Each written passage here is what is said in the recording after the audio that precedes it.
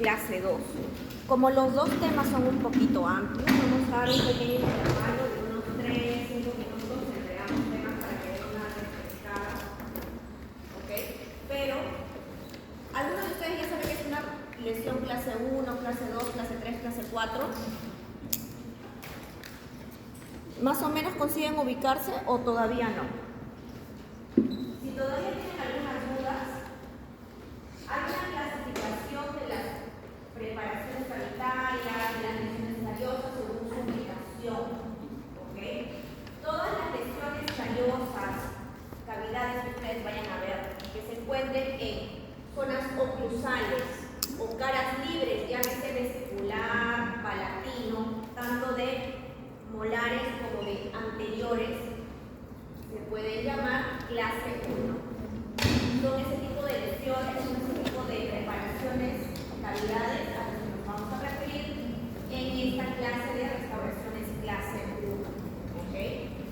¿Cuáles son las clases 2, doctora? Las clases 2 vienen a ser aquellas lesiones cariosas o preparaciones que vayan a realizar que involucren piezas posteriores oclusal más la zona interproximal, como pueden ver en esta imagen. Esto de acá viene a ser una clase 2.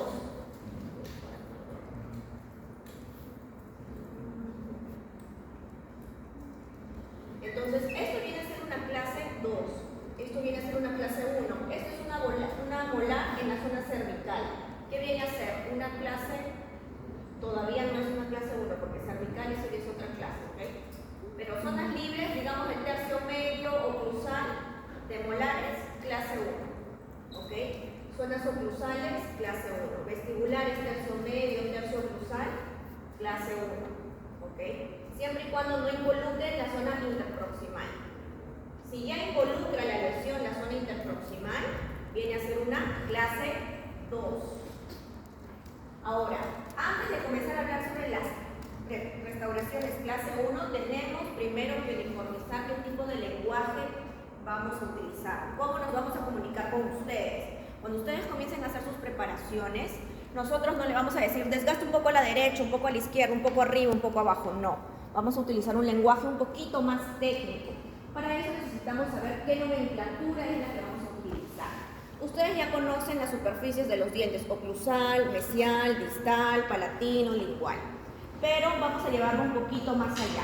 Bueno, nosotros vamos a hacer las preparaciones, vamos a estar hablando de dos componentes, paredes y ángulos, porque es lo que vamos a conformar dentro del diente.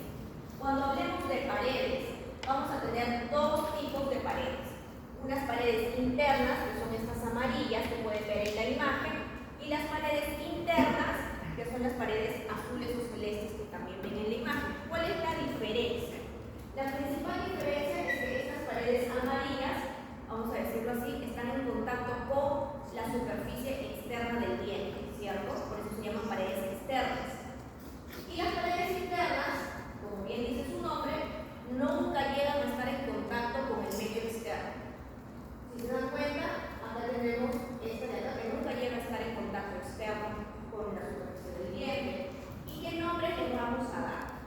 Las superficies externas van a llevar el nombre del lado al cual se encuentran. Por ejemplo, digamos que esto es mesial y esto es distal. Esta pared externa, ¿cómo se va a llamar? Pared mesial. Esta pared distal. Pared lingual, pared lingual. Por ejemplo, acá tenemos acá mesial, distal, superficie oclusal y una superficie gingival. ¿No es cierto? Porque por acá está la gingiva. ¿Qué nombre toma esta pared superior de la cavidad? Una pared oclusal. La pared inferior, ¿qué nombre va a tomar? Pared gingival. Pared gingival. La pared mesial y la pared distal. Doctora, ¿no parece muy difícil? Ok, acá tenemos un nivel un poquito más grande. Tenemos acá paredes, este es distal, este es mesial. ¿Qué pared es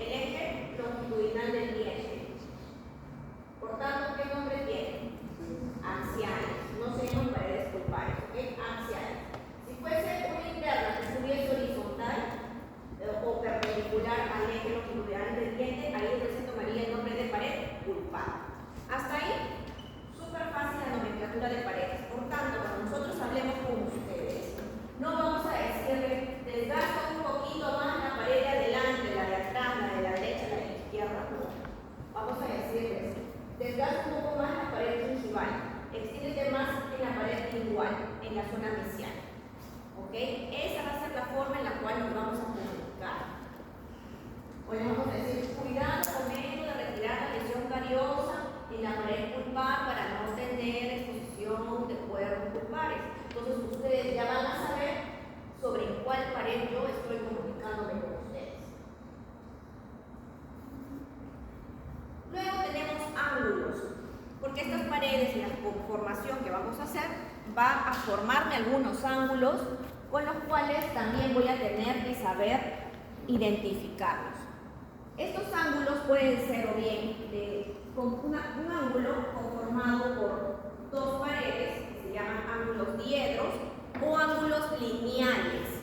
¿Por qué, doctora? Si se dan cuenta, esta imagen es solamente de ángulos diedros o ángulos conformados por dos paredes, porque son ángulos que se forman y me forman toda una línea por la unión de las dos paredes que se están juntando.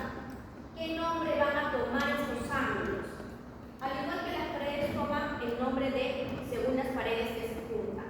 Por ejemplo, si acá yo tengo una pared vestibular, una pared gingival, ¿qué nombre tomará este ángulo? Vestíbulo gingival. Tengo acá otro ángulo conformado por la pared oclusal y la pared distal. ¿Qué nombre toma el ángulo? Oclusal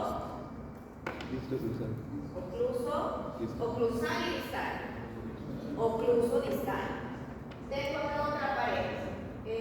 Ángulo igual, vestibular y gingival. Vestíbulo, gingival. Entonces, según las paredes que vayan a juntarse, las paredes que vayan a entrar en unión, dos paredes como máximo, me van a dar un ángulo lineal o diedro. ¿Y qué pasa, doctora, con los ángulos que se conforman por tres paredes? Porque puede haber unión de tres paredes. Estos ángulos ya no van a ser lineales, van a ser ángulos puntuales. ¿Ok? Esa llama siempre entrando a escena. Bien. Entonces aquí tenemos los ángulos que están conformados por tres paredes, ángulos puntuales o también llamados ángulos triedros. Si siguiendo la lógica de lo anterior teníamos los diedros, estos de aquí, por ejemplo, se conforman de la pared axial, la pared pulpar y la pared lingual. ¿Qué nombre podría darle yo? Lingo, axio, pulpar. ¿Ok? Entonces ya ahí, cuando nosotros también investigamos y les hablemos, les vamos a hablar de esa forma, con ese tipo de nomenclatura. Acá, doctora, por ejemplo, tengo unión de dos paredes axiales y una pulpar. ¿Qué nombre toma esta zona? Pared axio, pulpo, axial. ¿Ok? Hace lógica, ¿cierto? Entonces es simplemente mezclar el nombre de las tres superficies que tenemos que van a entrar en unión en esa zona. ¿Ok? Entonces hasta ahí quedó claro. ¿Qué más? Y por último, dentro de esta nomenclatura hay algo que ustedes tienen que saber. Nosotros les vamos a hablar también de un ángulo octavo superficial. ¿Qué es eso del ángulo octavo superficial? En realidad es el contorno externo de la preparación final que ustedes hagan. Es el contorno externo de toda preparación. Y tiene una característica en restauraciones clase 1. Este ángulo octavo superficial no puede tener ninguna angulación, no puede ser biselado, tiene que ser perpendicular a la superficie. Eso tanto en clase 1 como en clase 2. ¿Ok? Ahora siguiente. En cuanto a los tiempos operatorios para realizar estas restauraciones clase 1, porque tenemos un paso a paso que es lo que vamos a realizar el día de hoy. ¿Qué es lo que ustedes deben realizar al momento de que ejecutan una clase 1? Comenzamos con las maniobras previas, que les voy a explicar a qué se refieren. Continuamos con una preparación dentaria, la protección del complejo dentino pulpar, olvídense de la limpieza, esto me olvidé de eliminarlo. Realizar la técnica adhesiva adecuada o seleccionada para ese caso. La manipulación del composite. ¿Ustedes saben qué es composite? Es lo mismo que decir resina. Resina o composite es exactamente lo mismo. Ajuste occlusal y por último el acabado y pulido de una resina de una piel. Y comenzamos con las maniobras previas. ¿Qué implican las maniobras previas? Por ejemplo, la limpieza del diente que ustedes van a intervenir. ¿Con qué lo tengo que limpiar, doctora? Con penicilina. Ustedes van a limpiar la superficie del diente con piedra pómez mezclada con agua y en conjunto con una escobilla de profilaxis. ¿Por qué? Ustedes no tienen idea si el paciente se ha cepillado bien, si se ha cepillado, si tiene placa blanda sobre la superficie. Y si ustedes comienzan a hacer sus preparaciones, ¿qué va a suceder? Puede terminar adhiriéndose en parte del esmalte que está sucio y no es el objetivo. Por tanto, la piel tiene que estar limpia. Lo segundo es la toma de color. No es, doctora, yo asumo es una 2, asumo es una 3. Yo sé que acá en la clínica va a ser un poquito difícil, de repente no tenemos todas las gamas de colores, ¿ok? En resinas nosotros manejamos, principalmente para estas posteriores van a encontrar resinas tipo esmalte, resinas tipo dentina y un intermedio entre las dos que se llaman body, ¿ok? Si hay resinas tipo esmalte es porque quieren simular el efecto que tiene el esmalte. Si tenemos resinas tipo dentina es porque quieren simular el efecto de la dentina de forma estética, me refiero, ¿ok? Y muchas veces, que es el estándar, que me parece que acá lo tienen en la clínica, proveeduría, ellos manejan una resina que se llama body. ¿Qué quiere decir body? Es un intermedio entre esmalte y dentina en efectos ópticos, ¿ok? No en resistencia, no en mecánica, no en función, sino solamente en efectos estéticos. Entonces, yo hago la toma del color. ¿Cómo hago la toma del color?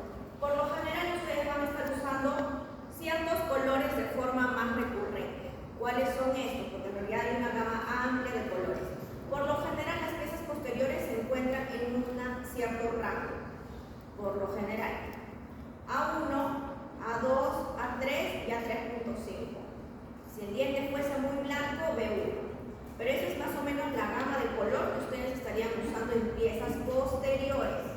¿Ok? En piezas posteriores. Ahora, si vamos a la toma del color, nosotros vamos a estar sustituyendo esmalte y dentina, ¿cierto?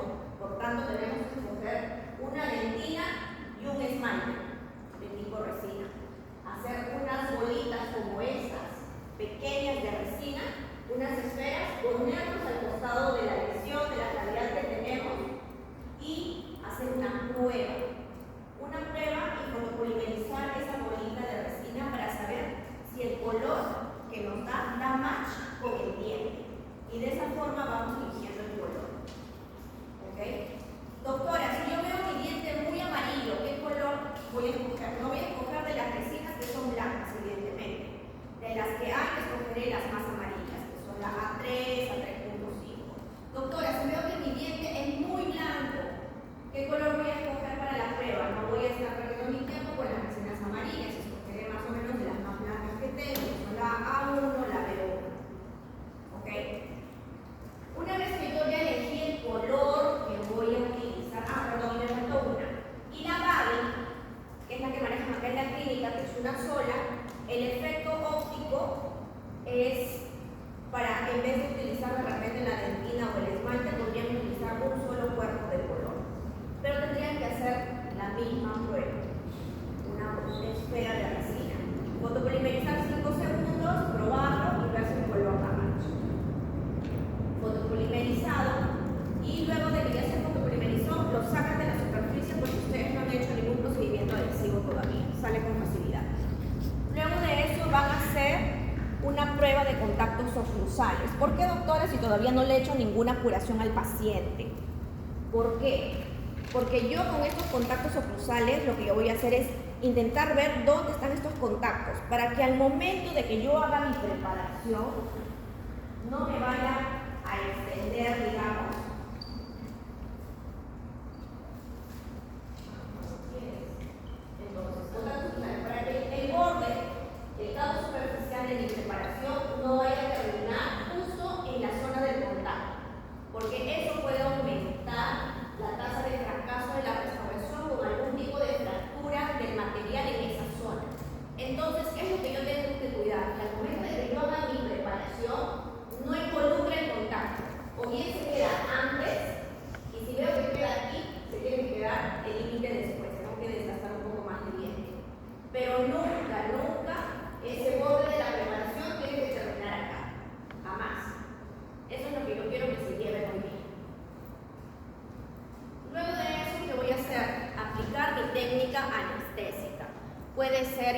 penetrativa, puede ser troncular, ¿okay? Pero tienen que aplicar una técnica anestésica. Pero doctora, yo veo que es chiquitita la lesión. Si es una lesión que está en esmalte únicamente, tal vez podrían no aplicar anestesia. Pero si ustedes han hecho una revisión radiográfica, ya comenzó esa lesión de caries a extenderse hacia la dentina. Y si ustedes dicen, no, yo quiero intentar a ver si le duele, por si acaso no hay eso de a ver si le duele. Si ustedes nos intervienen y les dicen, vamos a esperar a ver si te duele, si te duele te coloco anestesia. Ya depende de cada uno, evidentemente, pero el estándar del protocolo es que en realidad el paciente no sienta ningún tipo de molestia desde el inicio de la sesión. ¿Okay? Puede haber algún caso excepcional por ahí, un paciente que de repente no, hay pacientes que se niegan a que les coloquen anestesia, o pacientes que son muy nerviosos, etc. Si hay algún caso excepcional, se conversará en el momento, pero el estándar es que se les coloque anestesia a los pacientes en sus intervenciones. Luego de eso, tenemos que proceder con el aislamiento del campo operatorio. Esto ya lo conversamos en la sesión pasada. ¿Por qué es importante el aislamiento del campo operatorio? Para proteger al paciente. ¿Por qué más? Para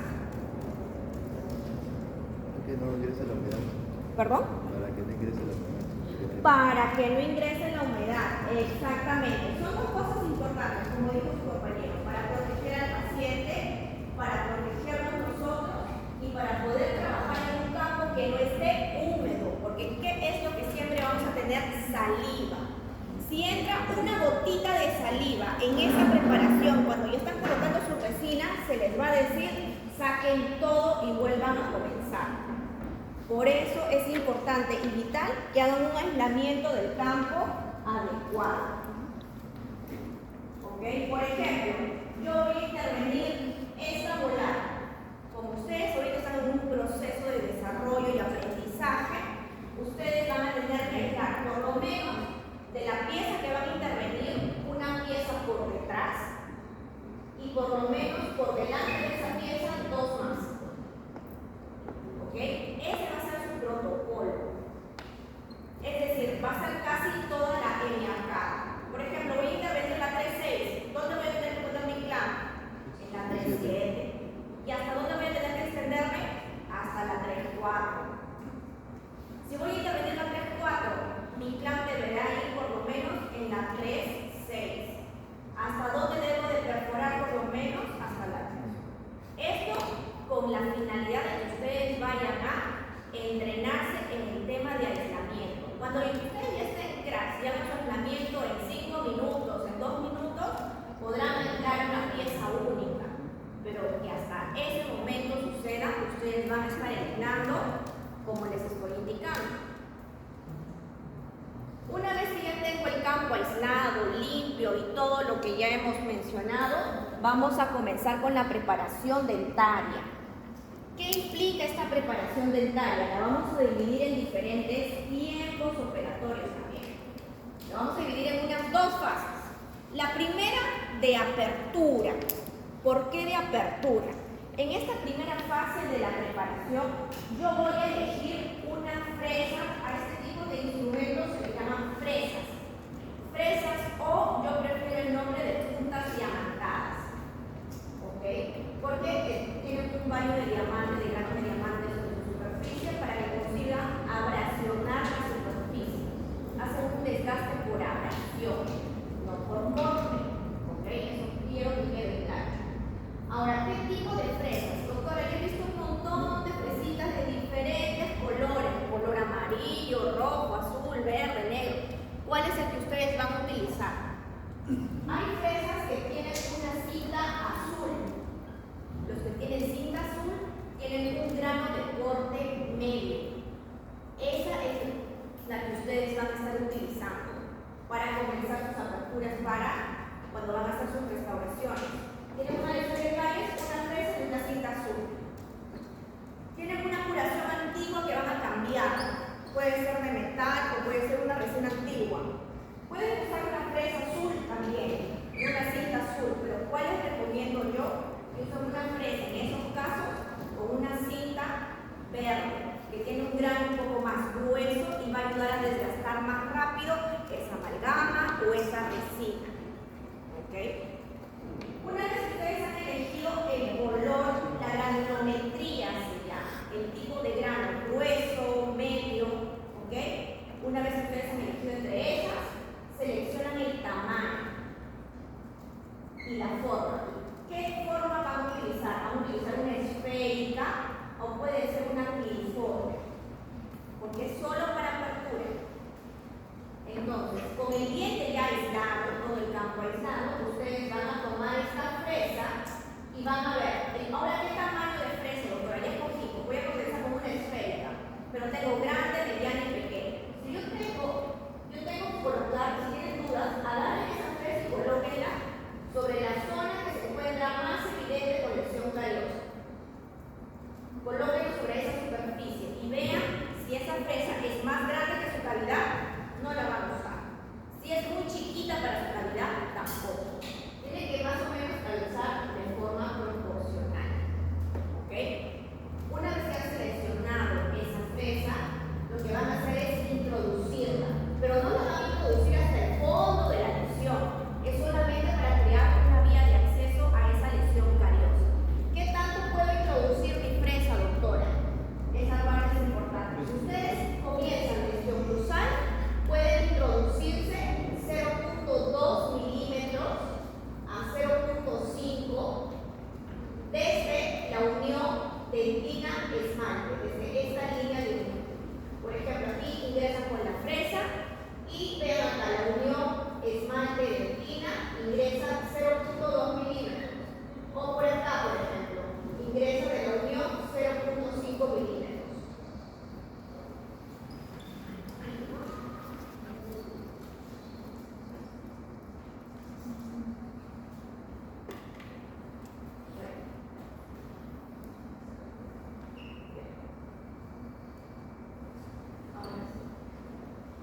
Entonces teníamos cuando hacemos el ingreso de 0.2 a 0.5 y desde la superficie, doctora, tengo una lesión de caries en la zona radicular, pueden entrar profundizando desde la zona radicular hasta el fondo de la lesión 0.75 a 0.8 milímetros. ¿Okay? ¿Con qué objetivo? El objetivo no es limpiar la cavidad, todavía el objetivo no es limpiar la lesión cariosa, es tener un acceso inicial para poder comenzar a conformar el contorno, los límites de nuestra preparación. ¿Ok? Una vez que yo ya ingresé, el siguiente paso va a ser la conformación del contorno de la preparación. Es decir, hasta dónde nos vamos a extender. No en profundidad, solamente nos vamos a extender en esta parte superficial, en el acceso, para poder tener una visión directa de la lesión, para poder tener un acceso adecuado para su limpieza. ¿Ok? Eso puede ser pregunta de examen. ¿Ok? Entonces, ¿por qué razón yo hago de qué me sirve la conformación del contorno? ¿Hasta dónde yo voy a extenderme? Voy a extenderme, número uno, hasta yo conseguir ver bien la lesión cariosa, hasta yo poder acceder bien a esa lesión de caries y tener una limpieza adecuada del tejido cariado y hasta llegar a esmalte sano. ¿Okay? Entonces la extensión, si se dan cuenta, es bastante superficial, el esmalte, no en dentina. ¿Okay? ¿Hasta dónde? Hasta esmalte sano. ¿Qué características debemos establecer para tener un apropiado contorno? Número uno, cuando yo comienzo a hacer estas preparaciones, yo podría hacer una extensión de la lesión de caries. En realidad, chicos, si les soy sincera, el contorno se define por cómo está extendido la lesión. Si la lesión involucra cúspide, lamentablemente tendrá tal vez que irse la cúspide. Pero siempre que nosotros consigamos ser lo mínimo invasivos, pero que nos permita siempre hacer una limpieza adecuada de la lesión de caries, está bien. ¿Okay? Pero, de ser posible, intentamos preservar las cúspides. No siempre se puede, porque si la lesión de caries se extendió hasta las cúspides, lamentablemente tal vez pierda. ¿Okay? Pero siempre que podamos, tratemos de preservar las cúspides. Las crestas marginales también vamos a intentar conservarlas al momento de hacer nuestra preparación. No hay que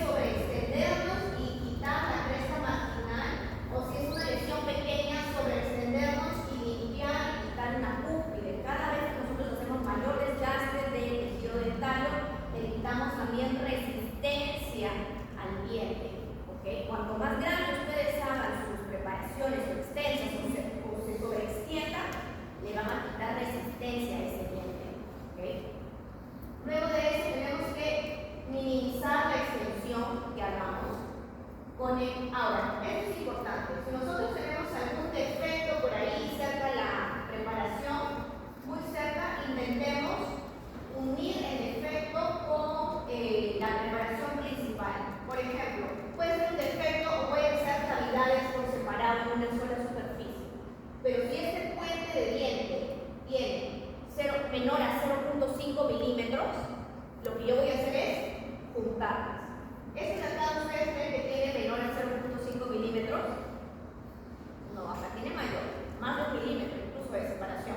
Entonces, como tiene más de 1 milímetro de separación, yo no las voy a juntar estas dos preparaciones, yo las voy a dejar de forma independiente.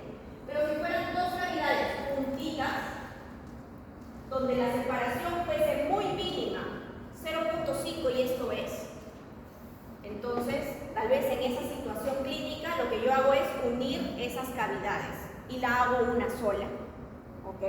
Ese es el criterio clínico. Y en esta fase, como les comenté, nosotros no vamos a estar profundizando en dentina. ¿Qué vamos a estar haciendo? Solamente el contorno externo de la pieza, de la preparación. Nada más. Una vez que ya tenemos el acceso, y esto es otra cosa importante, es en esta fase donde nosotros cuidamos lo que les estaba mencionando, que no debe de coincidir con el punto de contacto que hemos realizado en un inicio. Este contorno o cabo superficial de los límites de la preparación debe de quedar bien antes del punto de contacto o bien después, pero no al medio. Si eso sucediese, yo tendría que sobreextenderme un poco más para evitar esa situación. Para evitar qué cosa les dije. Incomodidad, no. ¿Qué es lo que se evita con eso?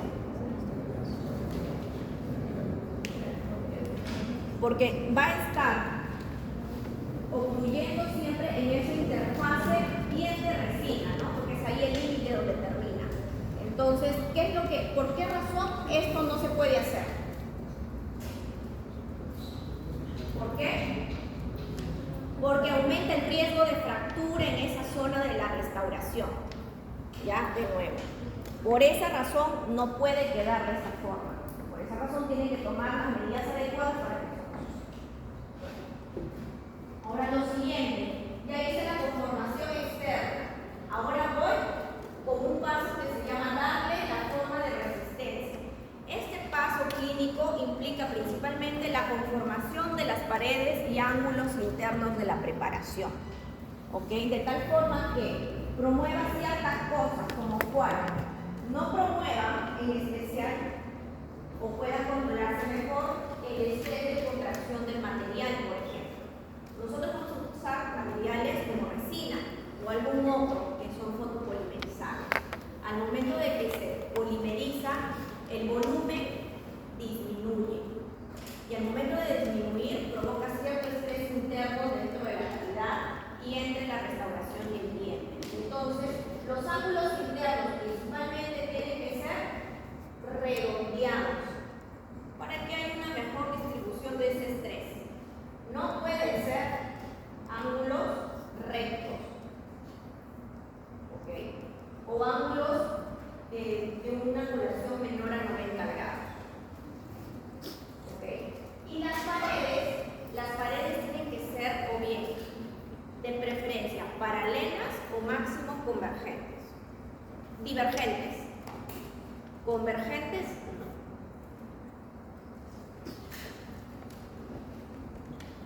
¿Por qué razón? Porque ese tipo de conformación interna va a permitir que el diente pueda resistir mejor las fuerzas mecánicas que recaigan sobre el material restaurador también.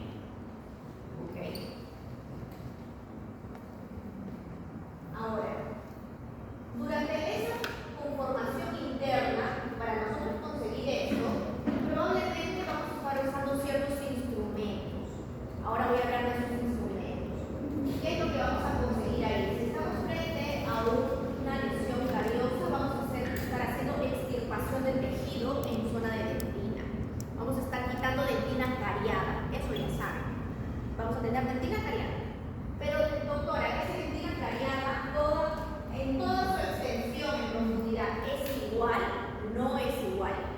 La dentina, vamos a decir así, más superficial, la que sale con mucha facilidad, la que parece mantequilla al momento de salir, va a tomar un nombre. Ese nombre es dentina infectada. Un poco más abajo de esa dentina vamos a tener otro tipo de dentina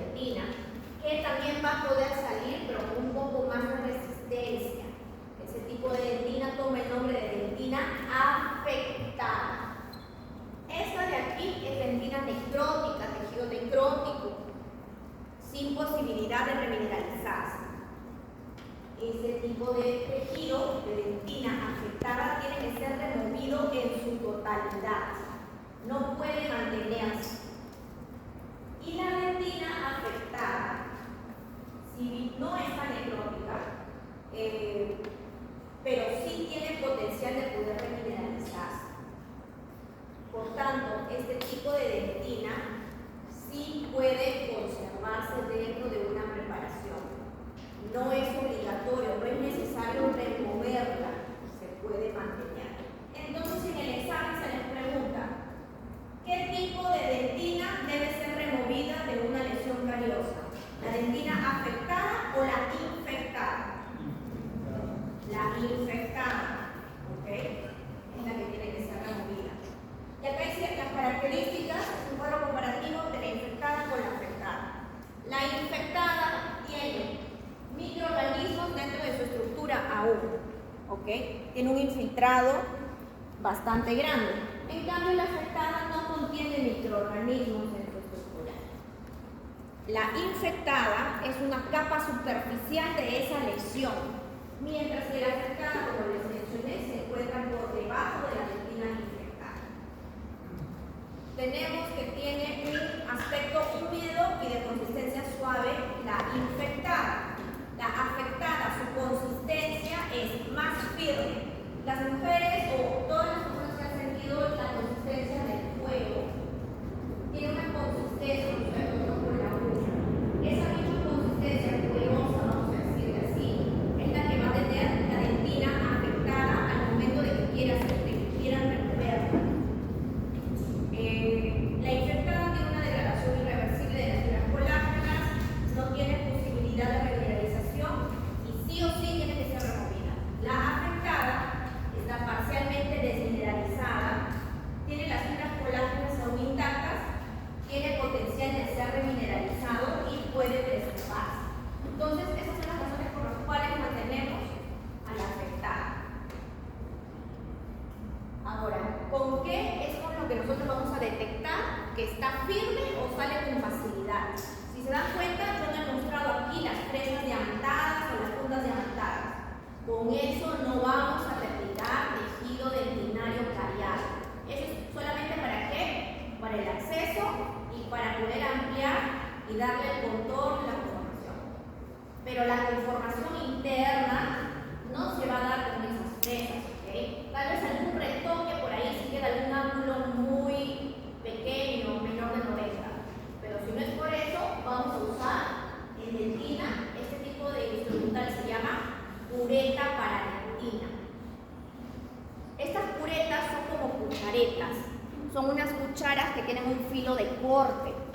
Estas curetas para dentina las vamos a utilizar en diferentes tamaños, grande, mediano y pequeño. Es decir, doctora, ¿tengo que tener los 3 tamaños? Sí, tiene que tener los 3 tamaños, grande, mediano y pequeño. ¿Por qué? Si ustedes tienen una lesión pequeña que tiene dentina cariada y solo tienen una cureta grande, la cureta grande jamás va a entrar en esa cavidad. Si tienen una cavidad grande y solo tienen una cureta pequeña, tal vez sí entre en la cavidad, pero van a terminar de aquí hasta las 2 de la tarde para poder limpiar ese tejido dentinario cariado. Demorarían muchísimo más. Entonces, es necesario que tengan los 3 tamaños, Importante que tenga un buen filo de corte. ¿Por qué se los digo esto? Yo sé que muchos de repente al momento de comprar su instrumental compran, sí, algunos instrumentos de repente de marca nacional, pakistaní, también por la economía que eso pueda representar. Pero las curetas, como es un instrumento de corte, yo se los digo porque al momento de que se usan este tipo de instrumentos,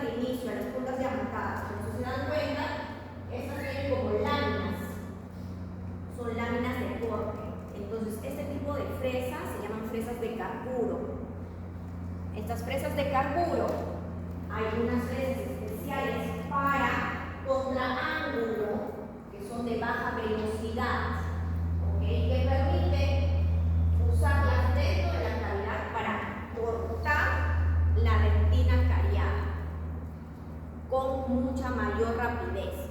Pero ¿cuál es la desventaja que yo le veo para, digamos, alumnos que recién ingresan al mundo de la odontología? Con esto tú pierdes la sensibilidad táctil. Con esto tú ya no sabes si estás en dentina infectada, afectada o sana, porque la va a cortar de igual forma. Es decir, con esto ustedes pueden, si no, todavía no miden cuánta fuerza le ponen, tal vez de un momento a otro comiencen a ver que comienza a salir sangre dentro de la cavidad porque ya llegaron a la pulpa. ¿Ok? Entonces, ese es el riesgo de usar este tipo de fresas. Yo que les recomiendo, podrían tener, pero para su uso más adelante, cuando ustedes tengan un poco más de expertise clínico. Ahorita comiencen con las curetas de dentina. ¿Ok? Y es una representación igual de cómo es que más o menos conseguimos ver a la dentina cariada, infectada y a la afectada. ¿En qué estrato más o menos se encuentra? ¿Ok? Luego de que ya tenemos nuestra preparación limpia, limpia no quiere decir que he llegado a tejido sano, porque puedo llegar hasta dentina asada o puedo dejar dentina afectada. Entonces, cuando yo ya tenga mi preparación limpia, mis paredes internas limpias, yo puedo decidir, viendo el grado de profundidad que tenga, hacer otro paso más, que es la protección del complejo dentino-pulpar. No me voy a extender en ese punto porque lo van a ver más adelante dentro del semestre, ¿ok? Pero dependiendo del grado de profundidad que ustedes vayan a tener en una preparación, en una restauración, clase 1, clase 2, clase 3, clase 4, 5, ustedes van a tener que evaluar y ver si va a ser necesario ejecutar este paso porque no siempre se realiza. Cuando tenemos ya todo listo, limpio, hecho, comenzamos recién nuestra técnica adhesiva. ¿Qué implica esta técnica adhesiva? Y esta técnica adhesiva es bastante como una receta de cocina. Así que a esto de acá, yo a los alumnos de los años pasados, como es una receta nueva, uno no se lo aprende de memoria. Cuando uno está en la cocina, a veces uno tiene impreso o en el celular para ir siguiendo la receta paso a paso. Y lo mismo les recomiendo con eso, que la técnica adhesiva, el paso a paso, lo impriman o lo tengan en el celular y lo sigan sí o sí, las primeras veces. Para la técnica adhesiva, nosotros en la clínica se usa, o el adhesivo que les van a dispensar, es un adhesivo de quinta generación. No sé si ustedes consiguieron ver adhesivos o sistemas adhesivos en biomateriales. ¿Sí? Más o menos se acuerdan algo, porque luego también otra vez lo vamos a volver a tocar. ¿Se acuerdan algo de los adhesivos en biomateriales? ¿Algo se acuerdan de las generaciones? ¿Sí? Ok. Entonces tenemos adhesivos de quinta generación. ¿Qué es lo que esto implica? Que van a ser de un lavado y acondicionado, lavado y secado. ¿Ok? Y luego tenemos también adhesivos universales, que es lo que ahorita bastante se está comercializando. Entonces, si vamos a estar usando estos adhesivos, probablemente los dos se usen de forma diferente, los dos vayan a tener un protocolo diferenciado uno del otro. El que les da acá en la clínica, el que proveeduría les da al alumno para que pueda usar con el paciente, es este de acá. Es el adhesivo de quinta generación, también llamado, a mí no me gusta mucho hablar de generación, yo prefiero hablar más de 2 pasos y decir que es de grabado y lavado. ¿Ya? De quinta generación, de cuarta, de octava, de sexta. Siento que las generaciones quedan muy cortas para el gran avance que están habiendo con los sistemas adhesivos, que está siendo bastante rápido. Y las generaciones se quedan cortas para encasillarlas ahí. ¿Ok? Pero es otra forma de poder verlos. Entonces, estas son las de quinta generación, son adhesivos que se utilizan en 2 pasos, que implican un grabado ácido y un lavado de la superficie. ¿Ok? Ejemplo de ellos, el Alper Single Condom. ¿Ok? Esta es la receta de cocina.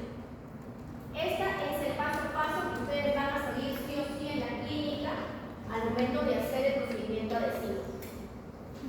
Le toman foto o lo imprimen después, ¿ya? Pero siempre en el primer procedimiento adhesivo, yo les pedí a los alumnos que lo impriman y lo peguen en su unidad al momento de hacer sus primeras restauraciones. ¿Por qué? Porque es más fácil que esperen a que el docente termine de revisar a los alumnos y vayan a su unidad, o que ustedes ya tengan ahí el protocolo y ya sepan qué paso a paso tienen que seguir. ¿Ok? Y aparte que esto es un recordar mientras hacen su procedimiento clínico. Porque si se dan cuenta, acá se maneja bastante el tema de tiempo. Por ejemplo, implica un grabado del esmalte. En este sistema, el esmalte se va a grabar de 15 a 30 segundos. La dentina se graba de forma obligatoria, de 10 a 15 segundos. Luego de que se ha culminado el tiempo de grabado, se lava el doble de tiempo que se ha grabado. Una vez que yo grabo, tengo que secar la dentina. ¿Lo pueden secar con la jeringa triple? Sí. Pero ¿qué sucede? La mayoría sobreseca esa dentina. La deja bien seca. Y la dentina no debe ser utilizada, no debe derretirse sobre ella cuando está súper seca. Tiene que quedar como, por ejemplo, ustedes van a la playa, entran al mar y hay una parte de la arena que no está mojada, pero está húmeda. La dentina tiene que quedar como esta arena húmeda, no mojada, no reseca, húmeda. Por ello, se tiene que usar para secar de preferencia papel absorbente. Doctor, ¿y cómo voy a tener papel absorbente?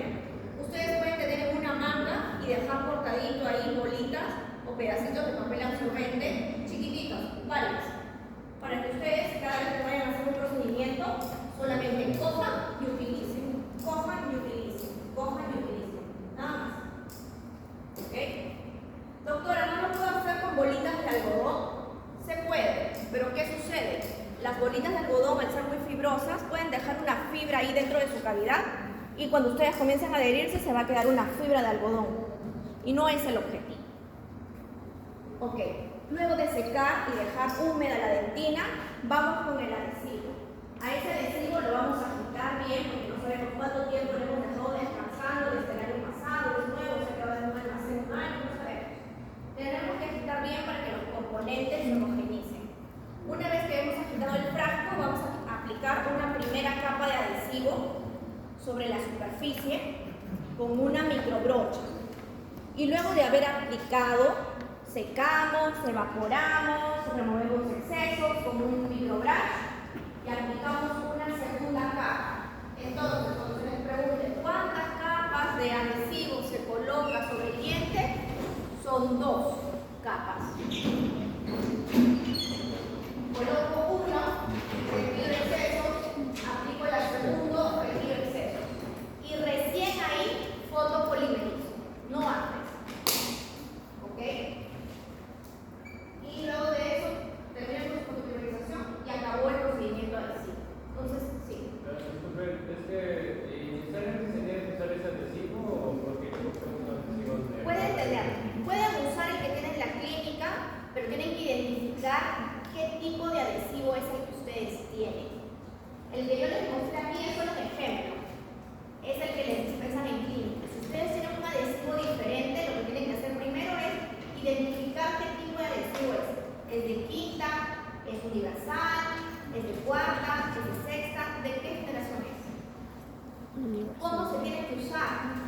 Todas las marcas siempre traen una hojita de indicaciones. Solo que todos siempre apenas abren el empaque lo botan. Entonces, esas indicaciones del fabricante son importantes porque ellos les van a decir adecuadamente para que funcione mejor su producto, de qué forma lo tienen que aplicar. Puede haber ligeras variabilidades con lo que yo les coloco aquí. Entonces, es importante que lean bien las indicaciones del fabricante antes de botar esa hojita de indicaciones que trae su producto.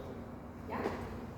Entonces, es solamente averiguar si es de quinta, perfecto. Entonces, hay que ver nada más si hay algo diferente, si no, se aplica igual. Si no es de quinta, hay que ver de qué generación es para saber qué protocolo lo tienes, es con el que tienes que aplicar. Ese es el más común. Es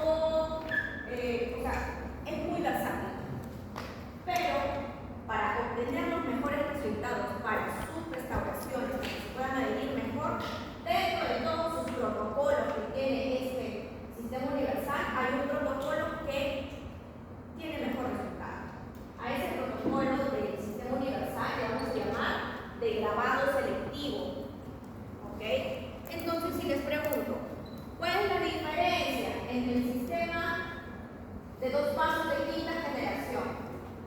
Con el universal, la principal es la del grabado selectivo. ¿Qué quiere decir grabado selectivo? Aquí yo colocaba ácido en donde, en esmalte y dentina. Y en este otro, en grabado selectivo, ¿en dónde está? Solo en esmalte. Dentina no se graba. Ese es su principal diferencial en el protocolo de aplicación de grabado selectivo. Porque, otra vez repaso, el universal tiene diferentes formas de aplicarse, pero el protocolo más adecuado para sus restauraciones va a ser el grabado selectivo con el adhesivo universal. ¿En donde qué implica eso? Una vez que ustedes dejaron limpia la cavidad, colocan ácido solo en esmalte, solamente en esmalte. ¿Ok? Los tiempos los tienen acá. Graban el esmalte en 15 segundos, lavan, hacen todo exactamente igual. Y aplican también sus 2 capas de adhesivo. Pero el principal diferencial es este, el ácido. Y el tiempo de ese ácido, donde es máximo 15 segundos. O sea, ustedes graban el esmalte, es 15 segundos. Y en el de quinta generación, ¿cuánto tiempo era el grabado ácido? Era más extenso, iba hasta 30 segundos. Ahí también hay otra diferencia. ¿Ok? Entonces, aquí es 15, en el otro 30. Aquí solamente grabo esmalte, aquí grabo esmalte y dentina. ¿Ok? Entonces, esta información es importante, también puede ser pregunta de examen. ¿Cuál es la diferencia entre las de quinta y las universales? ¿Qué implica hacer un grabado selectivo? ¿Qué implica hacer un grabado total? Eso se llama de grabado total. ¿Por qué grabado total o por qué de quinta generación? Porque grabo todo. Coloco ácido en todo. En el otro, solo en el. Doctora, ya hice, ya coloqué un adhesivo, ya tengo todo listo, preparado. ¿Qué es lo que sigue? Manipulo la resina. Ustedes, como les mencioné, van a estar sustituyendo una estructura como el esmalte y otra estructura que es la dentina. Por tanto, los efectos ópticos que deba de tener cada uno de estos materiales, de preferencia, debería ser diferente. Uno es más translúcido, la del esmalte, la de dentina es más opaca. ¿Okay? En resistencia y demás son exactamente iguales, pero en estas características ópticas son diferentes. Podemos decir que el esmalte es más translúcido, como dice acá. Más translúcido, menos saturado. Esta de acá, que es dentina, es más opaca y más saturada. Ahora, ¿cómo ustedes tienen que comenzar a dispensar su resina? Agarran su tubo de resina, abren la tapa y van a dividir con su espátula en 4, como una cruz. Y van a sacar un cuarto o la mitad de esa cruz y lo van a colocar en su dispensador de resina. ¿Por qué? Porque lo que queremos hacer es evitar una contaminación cruzada. Yo no quiero meter mi espátula de la boca del paciente al tubo y volvérselo a regresar a la boca del paciente. Y luego, ¿qué hacer? ¿Qué? ¿Volverlo a meter a la boca de otro paciente? No queremos eso. Queremos hacer ese control de contaminación cruzada. Entonces, siempre tienen que usar su dispensador para el adhesivo, dispensador para la resina. ¿Ok? Si usan resinas fluidas, cambiar las puntas. Ahora, ya tengo mi porción separada, doctora. Ahora la voy a colocar. Bien. Voy a colocarla con qué técnicas. Esta se llama técnica por incrementos. Pero ¿cómo voy a colocar esos incrementos de resina dentro de la cavidad? Técnica incremental de forma oblicua. Oblicua, ¿por qué? Cómo van yendo cada capa, se va disponiendo en la cavidad. Si se dan cuenta en la imagen, la disposición es: intento pegarme a la menor cantidad de paredes en el primer incremento. No me pego al total de paredes. A la menor cantidad de paredes coloco un primer incremento, polimerizo. Segundo incremento, otra vez, polimerizo, hasta conseguir llenar mi cavidad. ¿Ok? ¿Con qué objetivo? Controlar el estrés de polimerización. Si yo de una sola coloco un material en toda su extensión, voy a conseguir que este material, cuanto más voluminoso,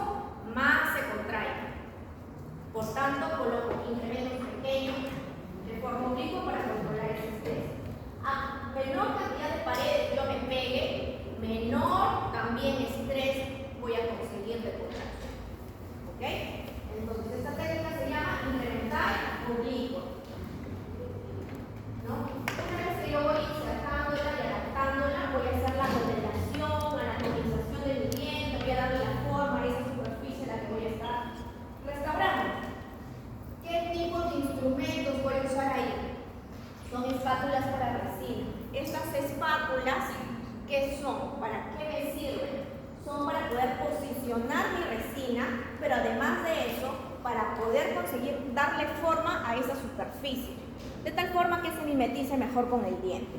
Para eso necesito un formato de espátulas adecuadas. ¿Cuál es ese formato? Yo principalmente uso espátulas. Las principales que yo uso son esta de acá, que me sirve para poder insertar la resina, posicionarla en clases 2 o posicionarlas en clase 1, ¿ok? Da formato a mi pared proximal porque tiene una parte que es más gruesa y otra que es más delgadita, que tiene como una forma cilíndrica, pero es bien fina. La siguiente que yo uso es esta de acá. Si se dan cuenta, esta espátula es un poco plana, no es muy voluminosa y es delgada. Eso me permite también, si yo coloco mi incremento de resina, pegarme a una de las paredes de forma apropiada. Yo he visto que a veces compran espátulas, pero son muy toscas la parte activa. Y luego se preguntan de repente, doctora, ¿por qué razón no me sale bien la anatomía? Porque de repente, si la espátula es muy tosca, no se consigue lo que ustedes están deseando. Entonces, esa parte activa tiene que ser fina. Recuerden que estamos hablando de dientes y estructuras milimétricas. Si es muy tosca, la espátula no nos va a servir si queremos darle un buen formato anatómico a esa superficie. Y otra espátula para la clase 1 que es buena, es una que tenga este formato bastante fino, una punta como un triángulo, una pirámide, y en el otro extremo es como la punta del explorador, para poder dar el contorno, fisuras, ese tipo de caracterización de la superficie. Tienen muchas más, no les voy a decir ninguna en especial, ¿ok? Pero intenten conseguir instrumentos así. Además de eso, si es posible que tengan algún tratamiento de superficie, como por ejemplo que tengan un tratamiento como de teflón, también sería adecuado. ¿Por qué? ¿Han visto las sartenes de teflón? ¿Qué sucede? No se pega supuestamente las cosas cuando colocas ahí, ¿cierto? Lo mismo con estas espátulas. Las resinas son pegajosas, tienden a pegarse al metal. Con las de teflón, en teoría, te ayuda a modelar mejor. ¿Por qué? Porque no se pega como chicle a tu espátula. ¿Ok? Si son de metal, tienen que ser de un metal bien pulido. Porque si no son de un metal bien pulido, ¿qué puede ocasionar? Que al momento de que ustedes manipulan varias veces esta resina, se pigmente del metal. Y a veces de un color que tiene, quede más apagado porque ha cogido pigmentos del metal y cambia de color. Por eso también es importante escoger una espátula metálica de buena calidad. ¿Ok? Y esos son más o menos los 3 modelos de espátulas principales que uso en el sector posterior. O sea, casi todas las del sector posterior restauraciones que utilizo son esos 3 modelos de espátula. ¿Qué más también? ¿Qué más es importante? ¿Qué pasó? ¿Qué más es importante? El uso de pinceles. ¿Okay? ¿De qué les va a permitir eso?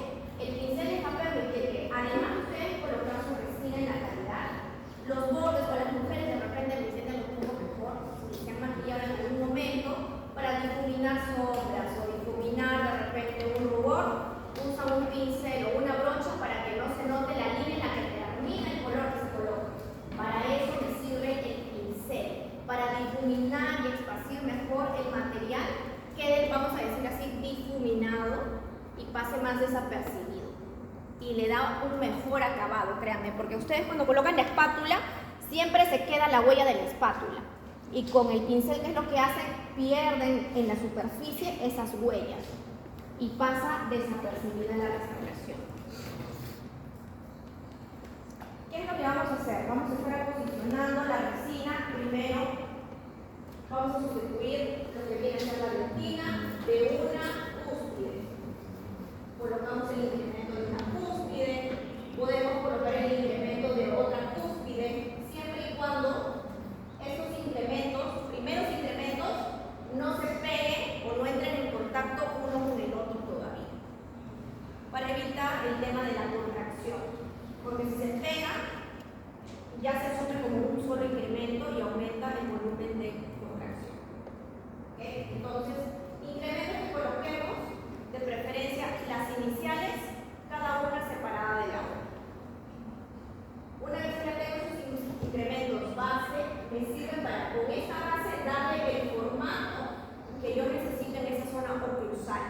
o en esa zona vestibular. Me sirve como un esqueleto para conformar mejor la forma. Por eso sus incrementos no pueden ser planos para ustedes todavía. ¿Ok?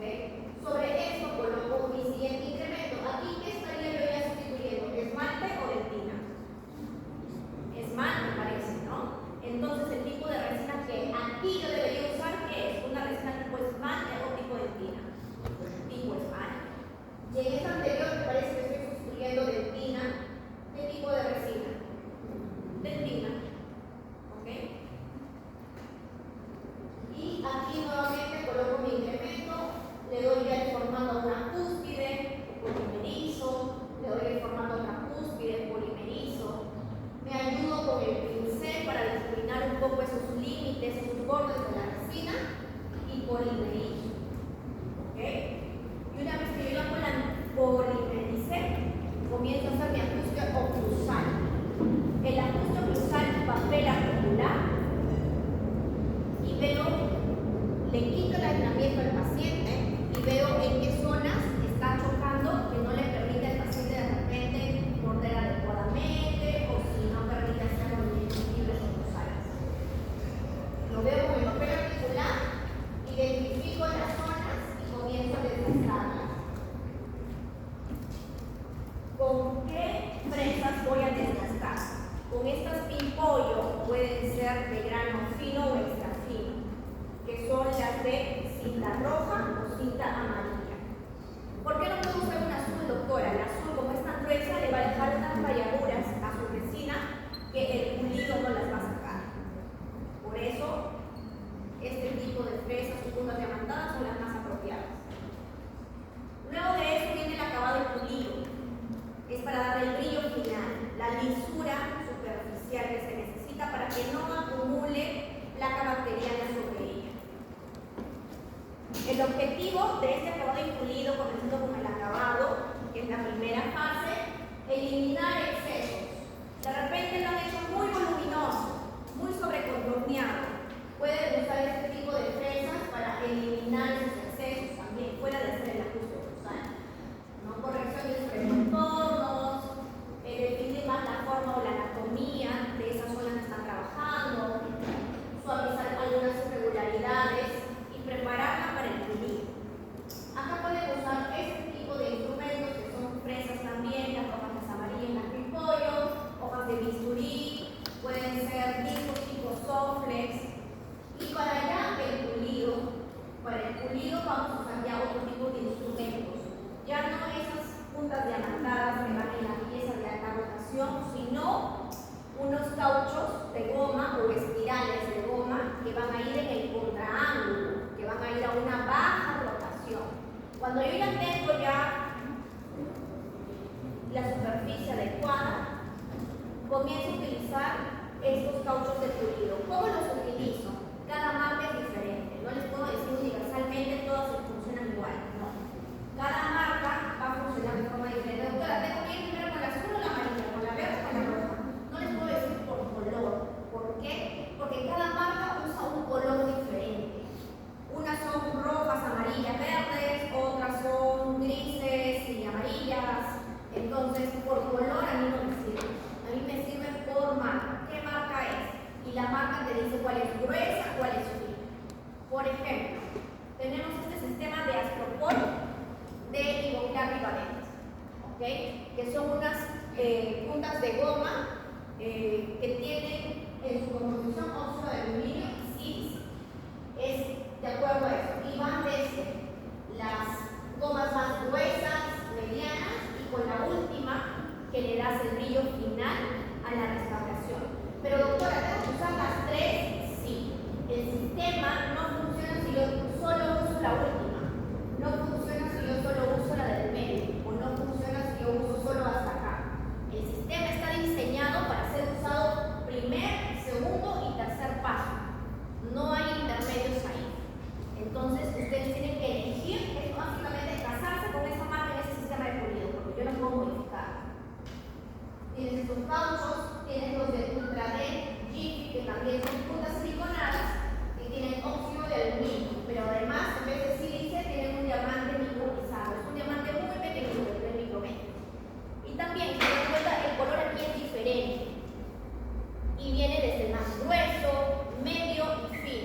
Y la forma de usarlo es primero el grueso, bien pulido, luego cambio al medio y luego cambio al fino.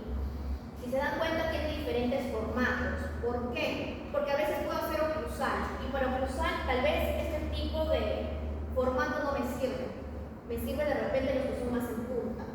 Si estoy en vestibular, de repente me sirve más esta o esta. Entonces yo me puedo ir acomodando al formato que me traigan esas gomas de pulido. Otra marca que también la venden aquí, que es EVE.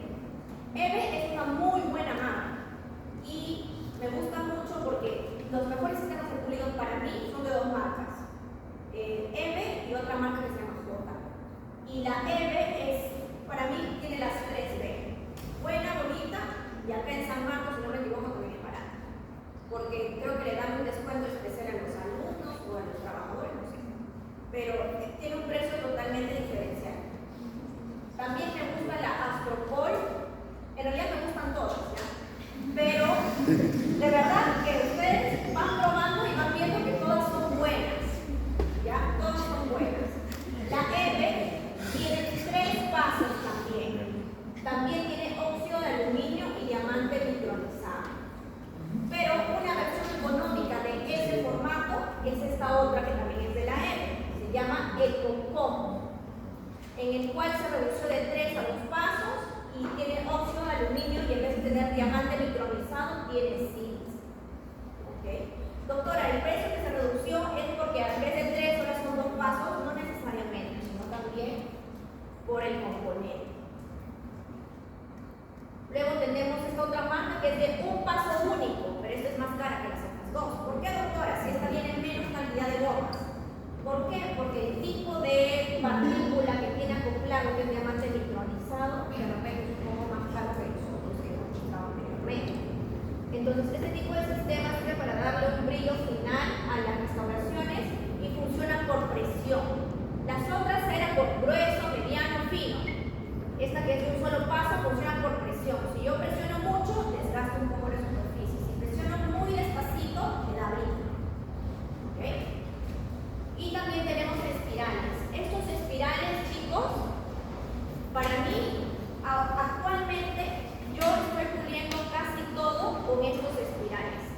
Estos espirales de verdad que te ayudan en posterior, en anterior, en interproximal. Es bastante versátil. ¿Ok? Y siento que me dan un mejor acabado final y le dan un brillo mucho mejor a las restauraciones y oficinas que ustedes manejan.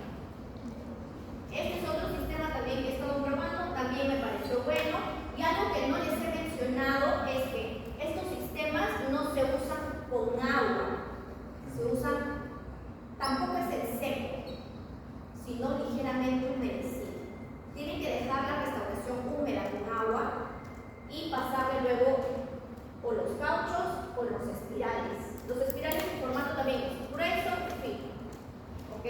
Pero es así como funciona, con humedad, no con flujo constante de agua, ¿ok? Y eso también se utilizaba, esto lo podrían utilizar con los cauchos de goma. Se utilizan estos espirales, yo no les recomendaría usar después de eso estos cepillos impregnados. Estos cepillos